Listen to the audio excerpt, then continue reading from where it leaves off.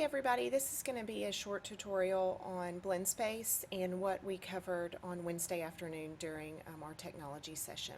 So Blendspace is basically a web tool that allows you to create lessons that you can then share with your students.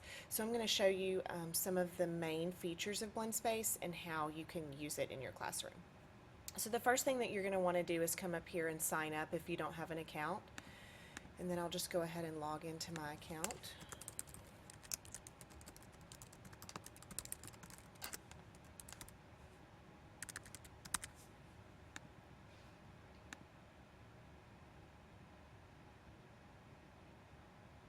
Okay, once you log in, any lesson that you've created will start to show here on your main page. And the first thing that I'm going to do is show you how to create a lesson. So you're going to simply click on the New Lesson button.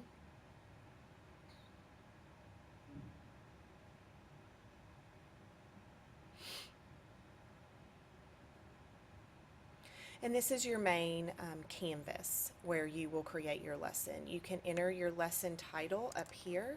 So I'm just going to do oceans because that's the example that it gives.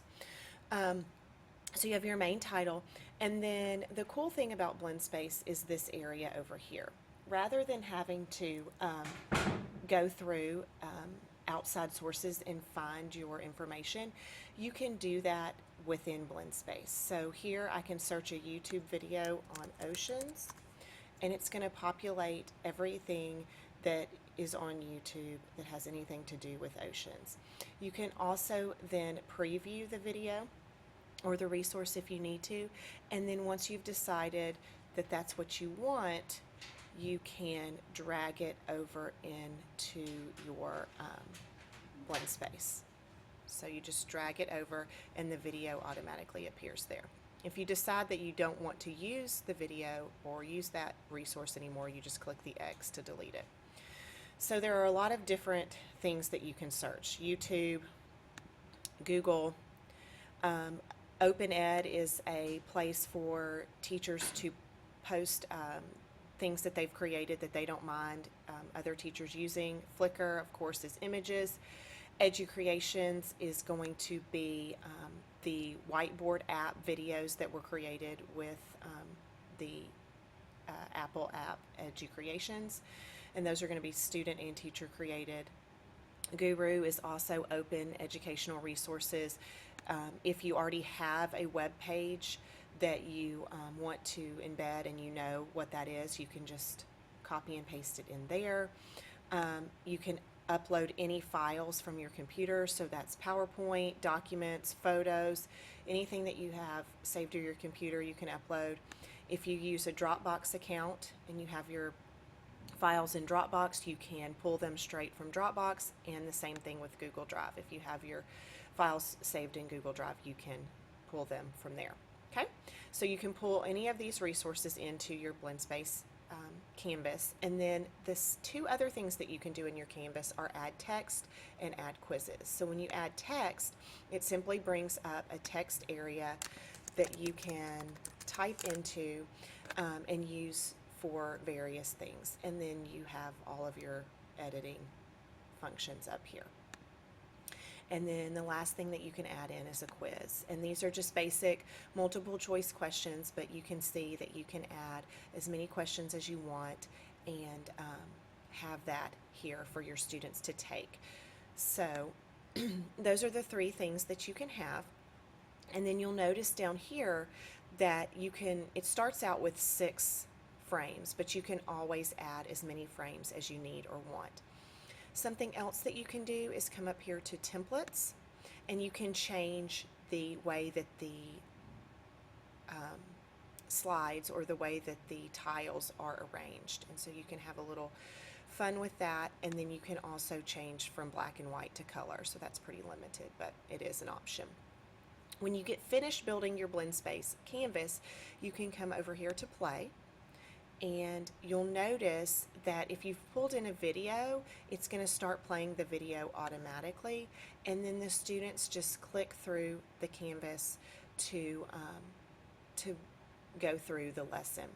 Another cool thing about Blendspace is that there is a commenting feature, so that if you had a video here or some other sort of resource, you can add into the comments section questions or that you want the students to answer, or things that you want them to consider or think about while they're watching the video, and they'll see those comments.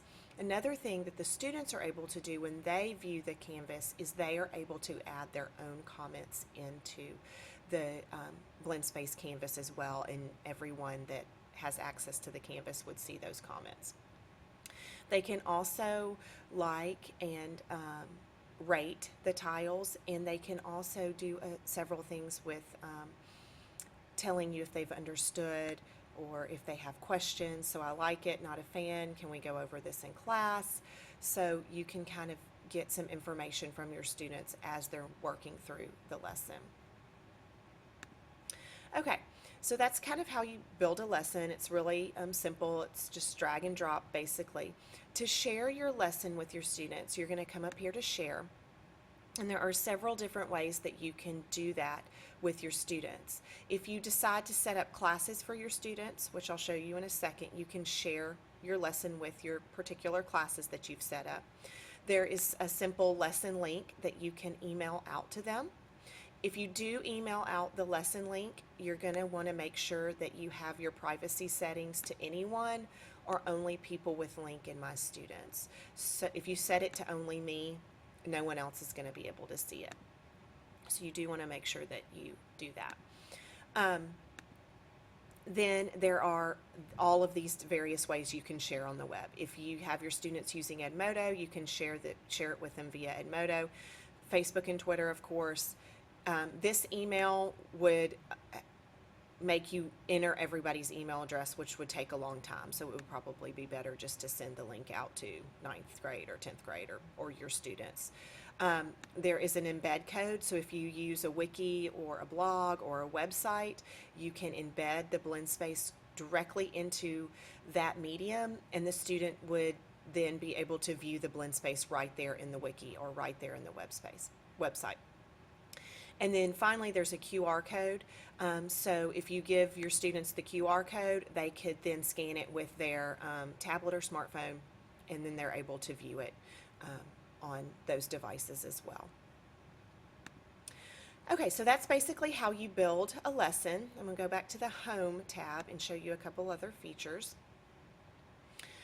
To create classes, you come down here to the Classes tab, and you'll notice that you get to choose a grade level, and then you get to name your class, and I'll name it Science. And when I add my class, it simply gives me a code. So when the students create a Blendspace account, then they would enter this code to be able to join your class. Okay, and then you can always come into these classes and do some editing within them. You can change the name, you can look at your members, so you can see that my daughter and my husband are my members of my literature class. You can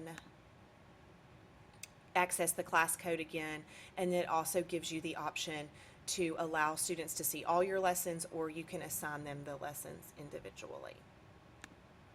And then of course the X allows you to delete the class. Another cool thing about the classes, if your students create a Blendspace, then you will be able to go into that class and see the Blendspace canvases that they've created, as well as the ones that you've created. And the last thing that I want to show you down here is the gallery. The gallery is the section of Blendspace where people, teachers and students have shared their lessons.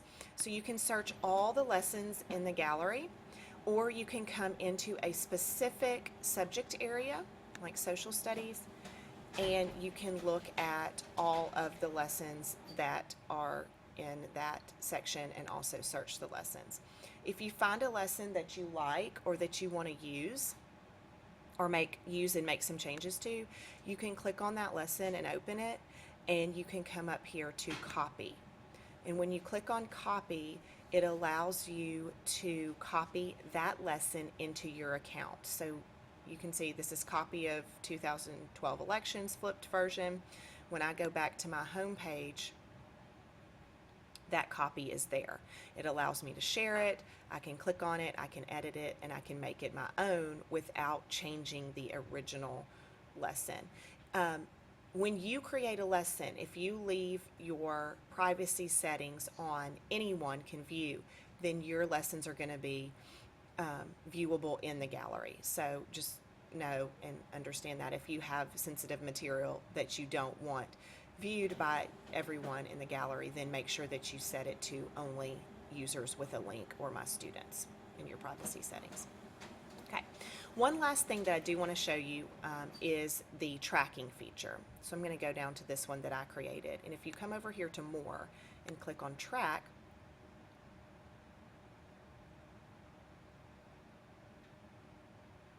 it's going to give you an analytics page that allows you to see several different parts of the lesson. It looks like it's taking a minute to load. Let's see if it'll load for me.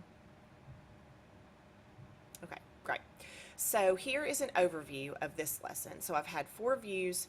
The average time spent viewing was 3 minutes. I have no likes or dislikes. I have 1 comment. I don't have any help requests, and I have 1 quiz. So I can see an overview of everyone who has looked at this lesson and taken the quizzes and done all of the different parts of the Blendspace. Then I can come up here and I can look at separate sections of it. So views and time spent. So I can look at the average time spent on each resource. So that would be each canvas. And then if I choose a specific class,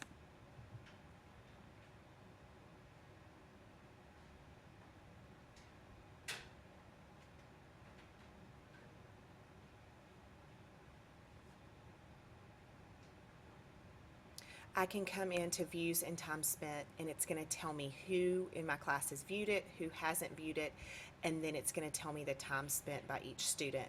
And that works for every section. The overview, if you haven't chosen a class, it'll be an overview of each of these sections. If you do choose a class, it will tell you exactly who has made comments, and if you come to the quizzes, it'll give you the average score, lowest score, and then it'll tell you who hasn't taken the quiz, and then it'll break it down by each individual student's quiz score. So this is a really cool section that allows you to kind of track what your students have been doing with your Blendspace. And especially if you're assigning things for homework, it allows you to see who has done and hasn't done the work. Okay, so this is just a very general basic overview of what we covered. In the email that I'm sending you with this video, I'm also including some suggested ways, a document that has some suggested ways that you could use Blendspace in your classroom. So I encourage you to take a look at that and email me or come by and see me if you have any questions. Thank you.